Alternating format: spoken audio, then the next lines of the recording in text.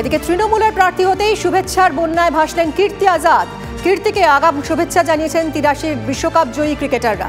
শুভেচ্ছা গাভাস্কর, পাটিল, শ্রীকান্ত, মদনলাল, সন্দীপ পাটিলদের। 2019-এর মতো এবারও অর্জুন সিংকে প্রার্থী করল না তৃণমূল। ব্যারাকপুর কেন্দ্রে টিকিট পেলেন রাজ্যের মন্ত্রী পার্থ ভৌমিক। টিকিট না পেয়ে ক্ষুব্ধ অর্জুন সিং। অর্জুনের দাবি দল তার সঙ্গে বিশ্বাসঘাতকতা করেছে। ব্যারাকপুরের টিকিট দেবে বলে দলে নেওয়া হলেও কথা রাখেনি তৃণমূল নেতৃত্ব। ব্যারাকপুরে অর্জুন সিংকে প্রার্থী না করায় ক্ষোভ। জগদ্দল দত্তপুকুরে বিক্ষোভ দেখান অর্জুনের অনুগামীরা। আপনি একটা লোককে অন্য দল থেকে নিয়ে এলেন, আপনি ওই যে বনগাঁ বিধায়ককে আপনি টিকিট দিলেন, ও বিজেপি থেকে এনে। তা আমি কি দোষ করেছিলাম ভাই? আমি তো আপনার কথা শুনে এসছিলাম। আমি তো আপনার কথা শুনে আপনি যে কথা বলেছিলেন, আমাকে বক্সিদা বললেন কি তুমি কোনো কথা উত্তর দেবে না, কে তোমার বিরুদ্ধে কি বলছে, আমি কোনো উত্তর দিইনি। নালে এই ধরনের লোক আমার নামে গালাগালি দেওয়ার এদের ক্ষমতা নেই। কিন্তু এরা যখন দল আমাকে বলে, আমি দলের একজন সৈনিক হিসাবে আমি কাজ করছিলাম। কিন্তু আমার মনে হলো কোথাও না কোথাও আমার ভুল হয়েছে, কি আমি বিশ্বাস করেছি আর দল আমার উপরে বিশ্বাস করেনি, বা দল কারো কথা শুনে এইসব করেছে, বা কোনো কারণ হতে পারে। এটা আমি না জেনে আমি বলতে চাইছি না। আমি কোনোভাবে এটা মনে করতে পারছি না কি এইভাবে কারোর সঙ্গে করা উচিত না। আমার সঙ্গে হয়েছে, এটা কারোর সঙ্গে উচিত না। কথা বলবো অনন্ত চট্টোপাধ্যায় আমাদের প্রতিনিধির সঙ্গে। অনন্ত, প্রতিশ্রুতি ভঙ্গ, হতাশ অর্জুন সিং, কি করবেন এরপর, কি জল্পনা? দেখো, যে অবস্থায় পরিস্থিতি বা যা শরীরী ভাষা তার বোঝা যাচ্ছে যে তিনি কোনো একটা ডিসিশান নিতে চলেছেন। গতকাল রাতে আমরা গভীর রাত পর্যন্ত দেখেছি প্রায় হাজার তার যারা কার্যকর্তা, হাজার তার অনুগামী তার বাড়িতে ভিড় করেছিল। তাদের সাথে দফায় দফায় বৈঠক হয়েছে, তাদের সাথে পার্সোনালি অনেকের সাথে বৈঠক হয়েছে। তাদের কাছ থেকে জানতে চাইছে যে অর্জুন সিং যে তার ঘনিষ্ঠদের কাছ থেকে যে তার কি করা উচিত, তারাও একটা সলা পরামর্শ দিয়েছেন। আজকের দিনটা হয়তো সাংসদ অর্জুন সিং নেবেন, তারপরে তিনি ডিসাইড করবেন কি করবেন। তবে দুপুর নাগাদ ঠিক হয়ে যাবে অর্জুন সিং কোথায় আছেন, কোথায় থাকবেন, তার অবস্থান কি হবে। আজ দুপুরেই তিনি তার বুঝিয়ে দিবেন বলেই আমরা তার ঘনিষ্ঠ সূত্রে জানতে পারছি।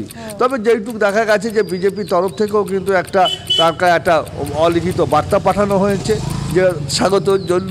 বিজেপির অন্দর থেকেও আমরা খবর পাচ্ছি যে অর্জুন সিংকে তারা স্বাগত জানাচ্ছে। এবার অর্জুন সিং কতটা গ্রহণ করবে তার কয়েক ঘন্টার মধ্যেই কিন্তু বোঝা যাবে। অর্থাৎ বিজেপির যে দ্বিতীয় তালিকা প্রকাশিত হবে সেখানে অর্জুন সিং এর নাম থাকলেও সেটা খুব একটা আশ্চর্য হবে না। আসলে সময়ই সেটা বলবে যে এরপর কি হবে রাজনৈতিক ভবিষ্যৎ অর্জুন সিং এর। এই নিয়ে তৃণমূল এবং বিজেপি শিবির কি বলছে এখন শুনি।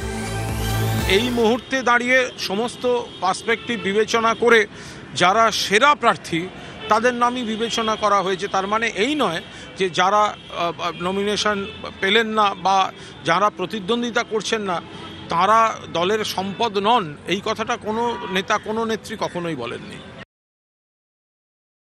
অর্জুন সিংকে ওরা কোনোদিনই বিশ্বাস করে না, আমরা জানি। কারণ অর্জুন সিং মহোদয় কার্যত ভয়ে ওদিকে গেছিলেন। তিনি এই 2 বছর যে গেছিলেন ব্যারাকপুর এলাকার বিজেপি কর্মীদেরকে কোথাও উত্ত্যক্ত বা আক্রমণ করেননি। এবং আজকে আমি বলছি আপনাদের অকথিত তথ্য, দ্রৌপদী মুর্মু পশ্চিমবঙ্গ বিধানসভায় মোট 34 জন এমপি ভোট দিয়েছিলেন। 2টো ভোট বাতিল হয়েছিল, সবাই জানেন, আমার আজকে আমি বলতে চাই না। 2টো ভোট দ্রৌপদী মুর্মু পেয়েছিলেন, তার মধ্যে একটা অর্জুন সিংয়ের ছিল। বাকি অর্জুন সিং কি সিদ্ধান্ত নেবেন, দল তাকে গ্রহণ করবে কিনা, এগুলো কেন্দ্রীয় নেতৃত্বের বিষয়।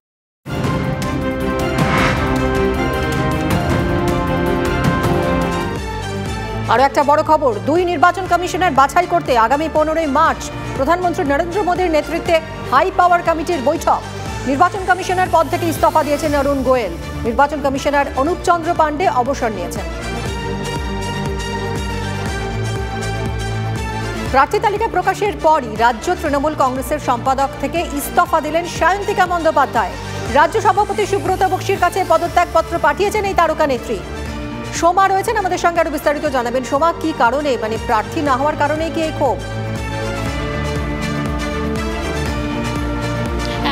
গতকাল কিন্তু আমরা দেখলাম তৃণমূল নেত্রী মমতা বন্দ্যোপাধ্যায় তিনি প্রার্থী তালিকা প্রকাশ করলেন এবং তারপরেই কিন্তু সন্ধ্যের দিকে সায়ন্তিকা বন্দ্যোপাধ্যায় তিনি কিন্তু রাজ্য সভাপতি অর্থাৎ তৃণমূলের রাজ্য সভাপতি সুব্রত বক্সির কাছে তার ইস্তফাপত্র পেশ করলেন, অর্থাৎ তৃণমূল কংগ্রেসের রাজ্য সম্পাদকের পদ থেকে তিনি ইস্তফা দিলেন।